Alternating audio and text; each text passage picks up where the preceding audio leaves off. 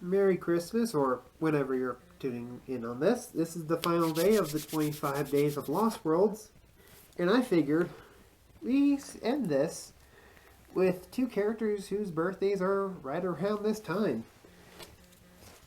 Dizzy from Guilty Gear and Noel Vermillion from Blaze Blue, both made by Arc Systems and both in the Queensgate series. Now then, Dizzy is a very special book in my collection because this was the first Lost World book I ever owned. And quite frankly, I got it slightly by accident. When I was buying this online years ago, I actually thought this was an art book. And in a way it was. But when I first opened it, I looked at the pages and like, wait, what are these numbers at the bottom and top of the page? What are these for? And wait, what does this score mean? Yeah. So this book is basically what got me into this game in the first place. Kind of interesting how things work out that way.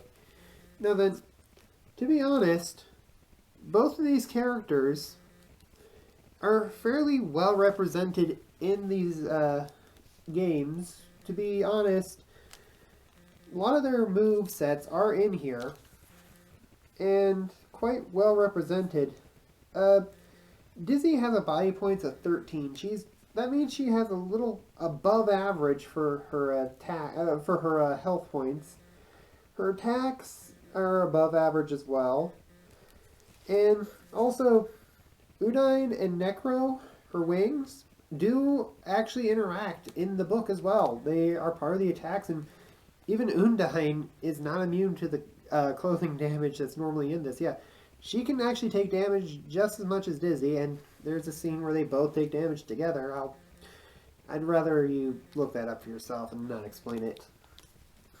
Noelle, on the other hand, a lot of her special moves are also in the book as well, and fairly well executed. Sure, the Astral Heat's not in here because that would be way too powerful, but all of her distortion drives are in here, a lot of her combo moves are in here, and again, she looks fairly accurate to her in-game character. Although, this book is a little risque. I mean, seriously, I am surprised how much that skirt can cover up in these pages. But she doesn't show a whole lot in that regard. It's more about how she looks in the pages, really. And her height is the only thing that saves her from being considered a lolicon in most opinions, really. And Dizzy, she definitely shows a lot, but not as much as some of the other characters in the Queensblade and Queensgate Rebellion and all the other series for this. Again, if you were a fan of either series, these books are definitely worth checking out and worth looking into. It's just a shame that these are the only characters from their respective franchises that ever saw release in the Queensgate series.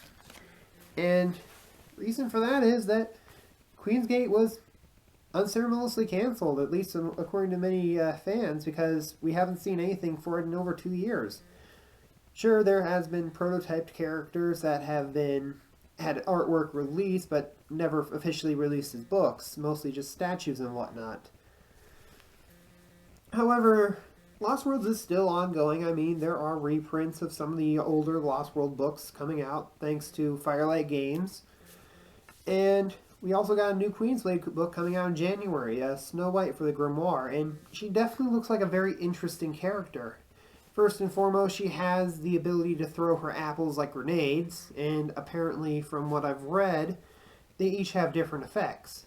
But she also has the ability to summon characters from the previous series.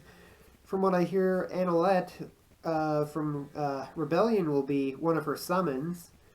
And I think there was another character from the original series. I'm not really sure who it was, but I'll definitely look that up. Of course, we haven't seen much of the Snow White's art yet, but from what little we've seen so far, at least at the point of this recording, it has been looking like a really solid book so far.